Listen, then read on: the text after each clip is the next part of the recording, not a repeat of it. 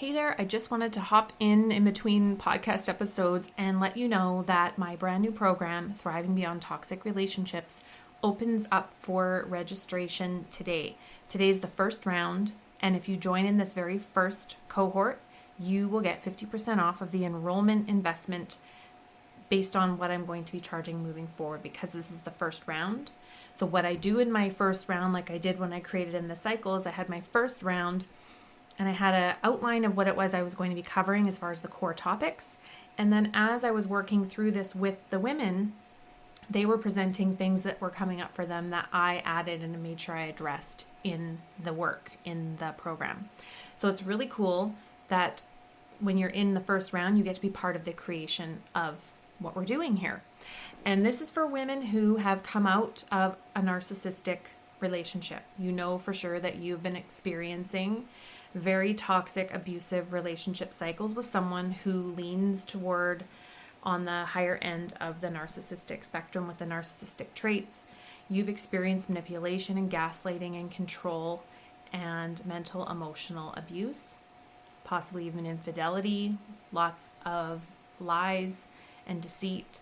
And you're coming out the other end of this, and it's kind of like a shell shock. You don't know what to expect when you actually come out on the other side of this. And how do you actually start to thrive and heal and consider possibly even entertaining another relationship again?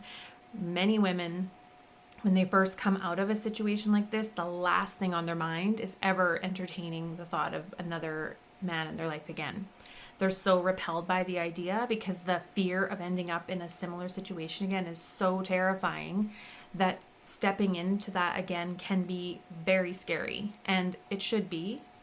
However, if you have the right tools in place and the right boundaries in place and know how to navigate it properly, the chances of getting entangled in something long term that you can't easily get out of, when you know what to watch for and you know your own patterns, is greatly reduced. And my goal in this is to make sure every woman that comes through this program never ends up in that again, ever. So my goal is to help you become completely protected against ending up in something that you cannot easily bolt from if it starts to go sideways. If old patterns you've experienced start to show up and you know for sure that this is not going to work, you've already put boundaries in place to make sure that you can get out quickly without a lot of complication. That's the goal. So here's what we're going to be covering, a quick overview. This is for you if you've left the relationship and you're ready to rebuild, to heal, and to possibly look at dating and entering another relationship down the road. You may be in that place where you're like, that is the last thing I want to do right now. That is okay. That's why it is the very last module in this 6-week series, because the first 5 weeks, they're all about you. They're all about your healing. So week 1, we're talking about the aftershock of narcissistic abuse, breaking the addiction, and staying no contact. What I see with women is what's most difficult is not just leaving, but it's the staying away. Many women get sucked in. They allow themselves to get sucked in for another round or two because the promises to change are so believable. The act is so strong that they want to believe that this time, because they actually left and their partner sees that they're going to lose them, that maybe this is the thing that's going to snap them out of it and they're going to suddenly see the light. We need to stay in reality. So we're going to talk about that. We're going to talk about staying no contact or low contact if you have kids. We're going to talk about what if you do end up back in another round. How do you get back into your center? How do you keep yourself moving forward? We're going to talk about the mental, emotional, physical aftershock when you have left one of these relationships that you will not be prepared for, and how to start coming out of that so you're not staying stuck in that mode. Week 2, we're talking about how to rewire your nervous system. We're going to touch on trauma and how to live more in our bodies. When we've experienced trauma, we are often not operating in our bodies and we don't even know what is going on in our own system. And also how to navigate through anxiety and triggers and flashbacks and memories that are going to come up inevitably on the other side.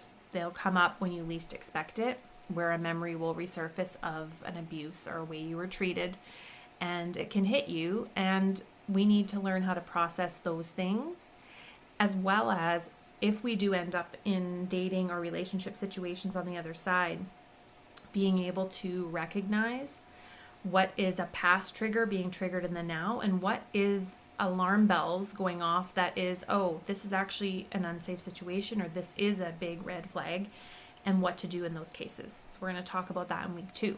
Week 3, how to become your own soulmate and stop looking outward for love, validation, and acceptance. So this is going to be all about rebuilding your relationship with you so that you will not be vulnerable to being manipulated and love bombed and controlled into a relationship that is not healthy for you. Week 4, we're exploring anxious attachment style, because I would say most women in this community, you likely have anxious attachment. And this is something that I'm finding really fascinating in my own life, really studying and learning about this. And also how this is activated in a toxic relationship dynamic. So if you already have this attachment style, what this creates is a disaster when you are with someone that is constantly activating that anxious attachment style, because they're not securely attached. They're not able to give you the relationship security that you're wanting in a partner. And also learning yourself, how do I start to heal this?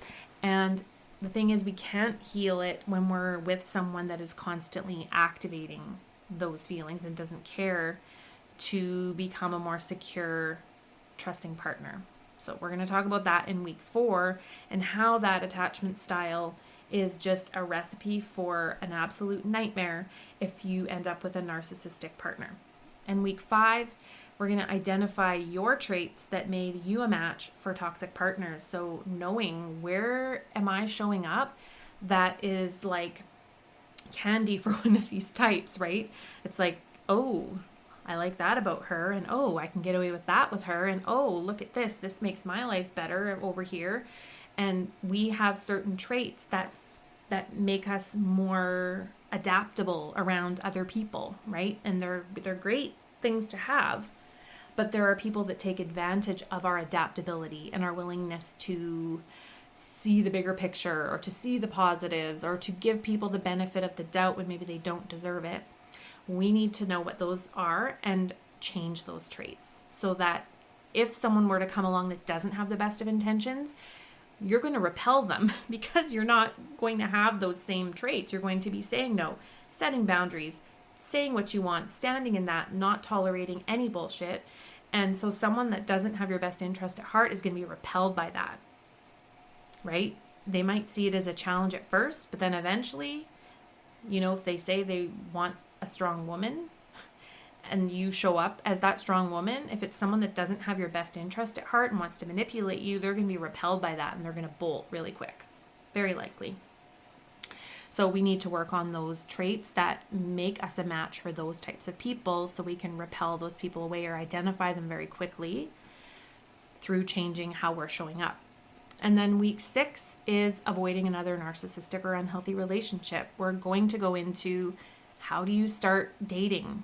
Should you use a dating app? The pros and cons, how to stay safe in that, how to weed out crappy men that don't have good interests or don't have good intentions, and also how to navigate that and be able to do it with boundaries in place, so that if something takes a turn, you're able to get out of Dodge quickly before you get too committed into it.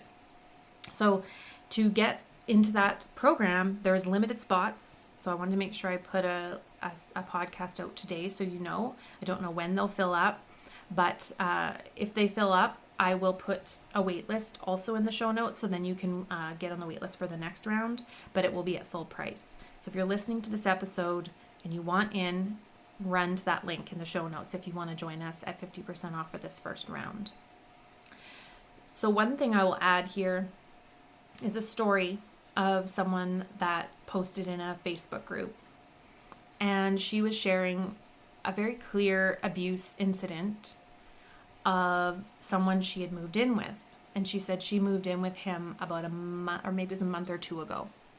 And so as the story went, she knew this guy for 3.5 months, and moved in with him a month and a half later to see that he's clearly exhibiting some very strong abusive traits, abusive behaviors. And that is just highlighting where we go wrong, because we dive into things without taking our freaking time to get to know somebody and see who they really are. How the hell do we feel around them? How are they showing up mostly? How are they responding to our boundaries and our requests for change and our feedback about shit they're doing that we don't like or saying that we don't like? How are they responding? What are they doing with it? Are they changing it? Are you having the same conversations over and over and over again? Do you feel safe and at ease with this person?